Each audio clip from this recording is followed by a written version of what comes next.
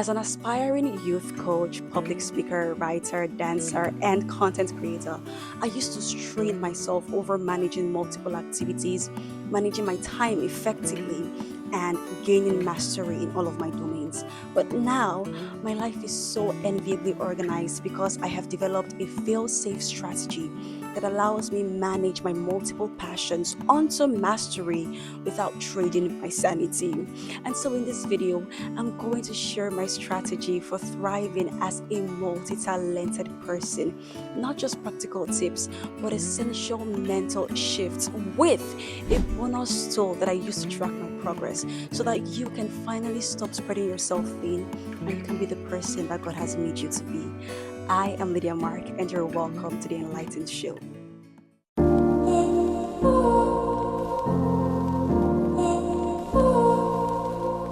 So one day I was writing down the things I would love to achieve in the new year.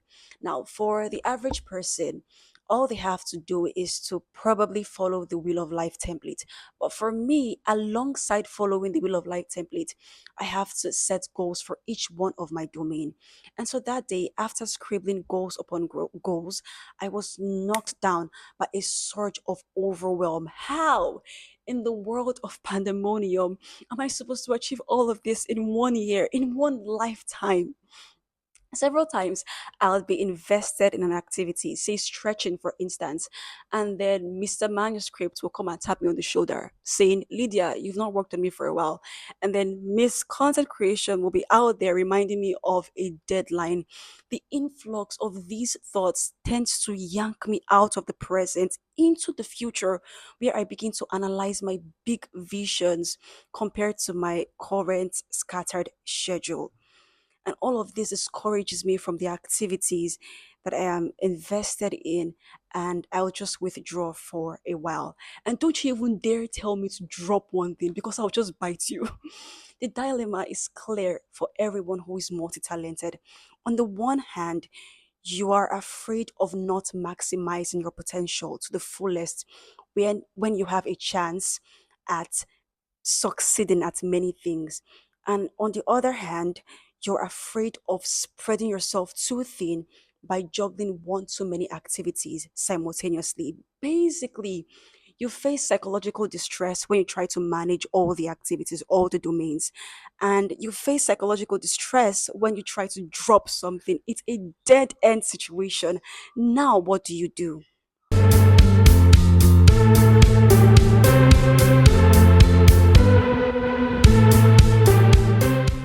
Being multi-talented is dead costly. I won't even lie to you.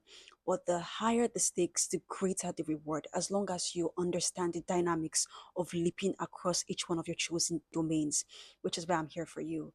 And so grab a book and a pen and let's get cracking.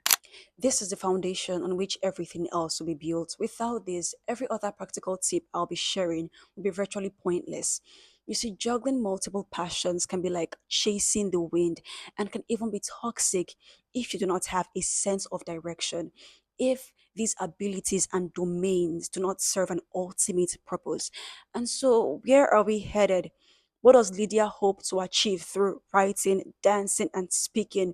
What is her core value? What role has she been called to play in the earth? My skills, my domains will serve as an expression of that foremost call.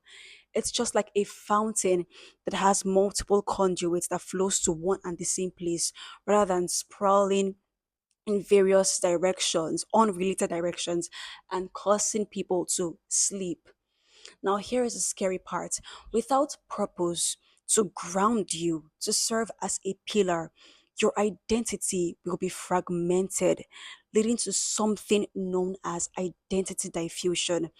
This is a psychological burden that stems from not knowing who you are because multiple possibilities exist. Am I a writer? Am I a dancer? Am I a singer? But I also love to teach. Who am I? So, in order for us to shed off unnecessary weight and responsibilities, we must know who we are and where we are headed. Multitasking is our greatest vulnerability and nemesis. So when you strain your executive control by switching between tasks, it affects your emotional regulation, making it unstable. It's like placing too many items in a bag until it breaks. So when you stack activity upon activity, you're going to stretch your mental bag beyond its capacity until it breaks. Then you become vulnerable and anything can pass through: irritability, frustration, overwhelm. This is backed up by several studies on multitasking. Now, this is where the fine art of prioritization steps in to save the day. This is arguably the backbone of multi-potential strategy. Now, here is a golden rule. Not everything your multi passionate brain tells you is important is actually urgent. You might think you understand this, but you really don't. This is why you have to constantly remind it every time you're faced with a truckload of responsibilities. Hey, this might be important, this might be important, this might be important, but only one thing is urgent. And since multitasking is our greatest vulnerability and nemesis, nobody needs to master the art of prioritization better than us. And so we're going to treat this broad subject of prioritization through the grand scope of hierarchical planning and the narrower scope of your daily time management. Now, hierarchical planning refers to how you rank your engagements based on importance, focus, and resources. The hierarchy determines which domain gets primary focus, which one gets secondary focus, and which is maintained lightly. And this hierarchy can be seasonal, it can be situational, it can be structural, and usually we operate on all three. Now, for seasonal hierarchy, last season I prioritized content creation, and so it went on the top of my list. And then finishing my novels manuscript came second, and ballet came third. Ballet is always at the bottom. That is a seasonal hierarchy. And this spanned for a couple of months, I think 3 months. I'm actually at the end of the season right now. I actually just finished the season and I'm about stepping into a new season right now. Situational hierarchies are often unplanned and they occur when priorities shift due to deadlines, life demands, or opportunities. For instance, while I was prioritizing content creation, if a freelancing gig had come at that time, I would have to drop content creation and prioritize that freelancing gig, even though it was unplanned. That's a situational hierarchy. And then for a structural hierarchy, this happens when we have a fixed engagement at the top or at the bottom of a hierarchy. For instance, I have decided that no matter the season, no matter the engagement, no matter what happens, ballet will always be at the bottom of my hierarchy because it's not really something I have a big future in. It's not something I take seriously. So ballet is always going to be at the bottom. For some people, they have decided that one domain is going to be at the top no matter the season or the situation. That is a structural hierarchy. Okay, guys, this is my favorite part. So, in the past few weeks, I've been able to create content, work on my book, and improve my ballet skills and techniques remarkably, all the while prioritizing the most important stuff. All of this has been made possible because I have a system and a structure that supports my goals. A system is the activity you engage in daily and weekly. And the structure is how you organize these activities based on your resources. For instance, stretching every morning is a system, and the time I allocate to stretching daily, the routine I work on, my YouTube playlist, etc., is a structure that I have set in place to support the system. The support system. So at the start of every week, every Sunday, I review my past performance in the previous week and I evaluate my strength and my weaknesses to make improvements in the further week and make adjustments. This is made possible because I have a notes section in my daily schedule for every activity. That notes section is where I log in particular information about the task I worked on for the day. It could be a setback, it could be something successful, just something unique about that activity that I achieved. So at the beginning of every week, I review those notes to see what needs to be adjusted to spot patterns that might be sabotaging my goals. This is how I actually stay accountable and how I make improvements every single week. So that same day, that Sunday, I plan out my entire week. I map out the schedule for every single day. And I do this to save myself the stress of having to plan every day the day before or that particular day. I just do this to relieve myself of the stress. So I plan every single day on Sunday. Then I take the heat and prioritize it. The heat being the high impact task, which is a task that has the greatest reward and the greatest consequence. And so I place that task at the top of my day, which is usually my prime time when I tend to be the most active and productive. The high impact task for the day would most likely mirror my seasonal hierarchy, but sometimes it doesn't based on how the week plays out or the demands of my life in the moment. Next, I use time blocking, not just for deep focused work, but also to cap the number of hours expended on a domain. Because, in as much as I have prioritized my high impact task and I have prioritized a domain for a season, I do not want that domain to crowd out other domains or other activities. So I'm not going to spend an entire day writing, even if writing is the priority for this season. I also have to maintain other activities and other domains. Remember? So we want to create boundaries and set a duration for each activity so that we do not exceed that limit and crowd out other important activities as well. So you also want to keep a journal, not just for catharsis, but to stay grounded in the present.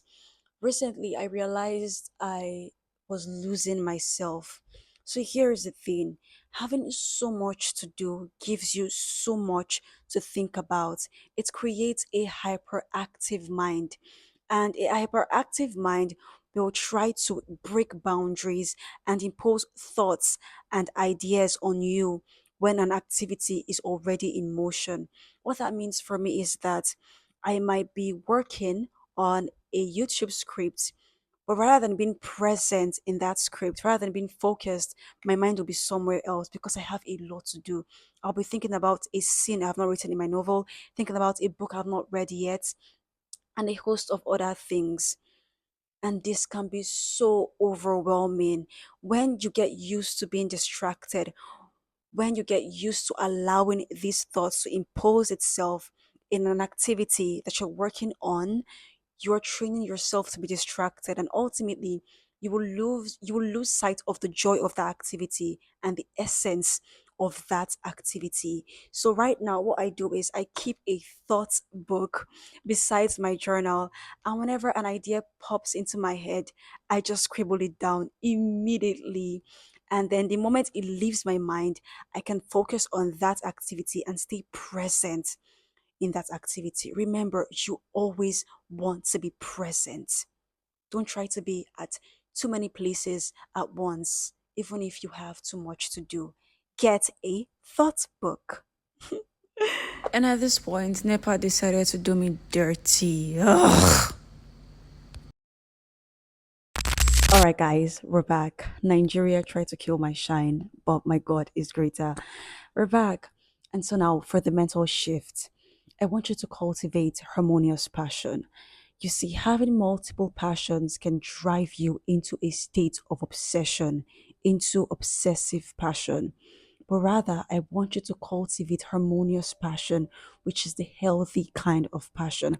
Harmonious passion is love you have for an activity and the choice you make to engage in that activity.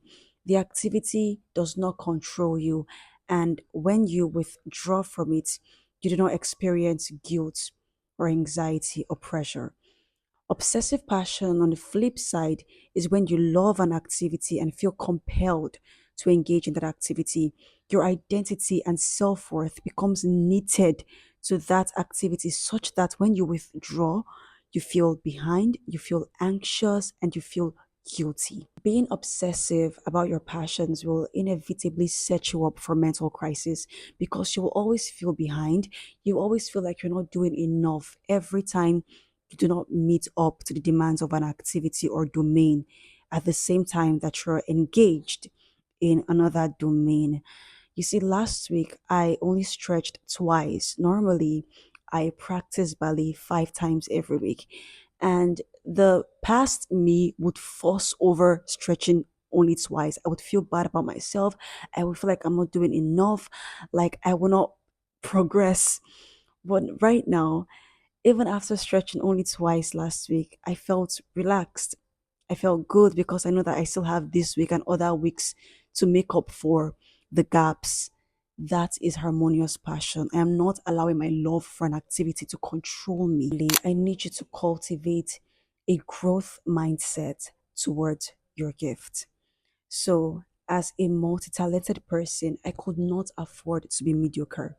I didn't want to fall short of perfection in each one of my domains. So I could meet up to the expectations of people and prove that indeed I can be it all. So the thing is that people expect you as a multi talented person to gain equal mastery in all of your fields. The bar is raised higher for us. And to fall short of such standard is to fail as a multi talented person. People have a fixed mindset towards talent and growth. A fixed mindset is a belief that talent, abilities, and intelligence are innate and therefore unchangeable. But we know that's not true. People can always grow, people can always improve. And so, in a fixed mindset for a multi talented individual, people might see a poor performance or failure as a threat to their identity, to their multi talented nature, rather than a signpost for growth. Because our identity is tied to being good at many things. When we fail at one thing in one of our domains, it becomes a threat to our overall identity. You need to develop a growth mindset. A growth mindset realizes that you need to give yourself some credit. You've got to cut yourself some slack. Being multi talented does not mean that you'll gain equal mastery in all of your domains at the same time or as quick as other people do. No, you can always improve through feedback, through effort, and through strategy. And lastly, stop comparing yourself to other people who specialize in one domain. I used to do this and I realized how much it was costing me to retrogress. The thing is, I used to be afraid of the saying, Jack of all trades, master at none. I was scared of being a mediocre. I'm so afraid, guys, of being a mediocre, being average in every one of my domains. Now, here is the thing, you can attain mastery as a multi talented individual. So, the thing is, if improvement or mastery requires concentration of effort, then dispersing that effort across several domains means that you will progress, but slowly. So mastery is attainable, but it's just slow. And I think that the risk is not in slowness. The risk is in identity diffusion. The risk is in mediocrity. So I don't care if what takes somebody 5 years to achieve takes me 7 or even 10 years to achieve, so long as I achieve it. So I have stopped comparing my progress to people who only have one thing to do. Guy, I have like 10,000 things to do, and I'm happy with where I am and where I am going through conscious effort. All right, guys, it's time. It's the time we've all been waiting for. It's time for me to take you on a tour into the glittering and immaculate world of Lily's legacy. It's overhyped. It's overhyped. But yeah, here is the tool I use to track my progress as a multi talented gal. Welcome to my vision space, guys. Let's take a look around. So that's my vision board right there. And when I scroll down, you can see the requirements for each one of my domains according to the objective standards of my craft, and my personal goals. And when we scroll down, we get to see the full picture. For Bali, for instance, I've got my daily routine in there. I've got my areas of deficiency and I think my goals. Yeah, for youth coaching, we've got a lot. My structure, my strategies, my research tools, everything. So my vision space also contains shortcuts to the offshoots of my vision, such as my quarterly goals. I set goals for every 3 months, and under a quarter, I get to summarize everything I would like to achieve for that quarter before I begin to detail each goals for each month, as you can see right here. When we click on the image you can see for each month, we get to see everything in detail. So moving along, we've got my daily schedule, and this is where I put my goals into action. So the database contains the task name, the date for the task, the priority, the time, the category, the status, and the notes, like I explained before. And when you click on each activity, you can also set subtasks. Right here, I've got my Bali written for that particular day. This is so beautiful. So, moving along, I also began to educate myself recently, and I've got a page for that as well. And here we've got my daily tracker. I get to track how much I've read for a particular day, including duration, energy levels, speed, and whatnot. And when we scroll back, we get to see, oh yeah, knowledge vault. I haven't entered anything there yet. My library, the categories of the books I'll be reading, the subcategories, the books, the papers, every single thing in here. Unless I forget, each subcategory is linked to the category. The books are linked to their subcategories and their categories, and the papers are linked to their books and their subcategories and categories. Here I've got the resources for my self education, some quick links to my favorite sites, my reading strategy, and that will be it. So we're returning back to the main page, my vision space. All right, guys, the last page right there, the torch. I'm not going to show you. It's a secret. I'll be unveiling it later this year, and it concerns you. It's such a big deal, and I can't wait to share it with you. Thank you so much for watching, guys. Remember, if you've got questions, you've got contributions, you've got personal experiences to share with me, you can always drop them in the comments. I'll be here to respond to every single one of them. Thank you. See ya. Bye.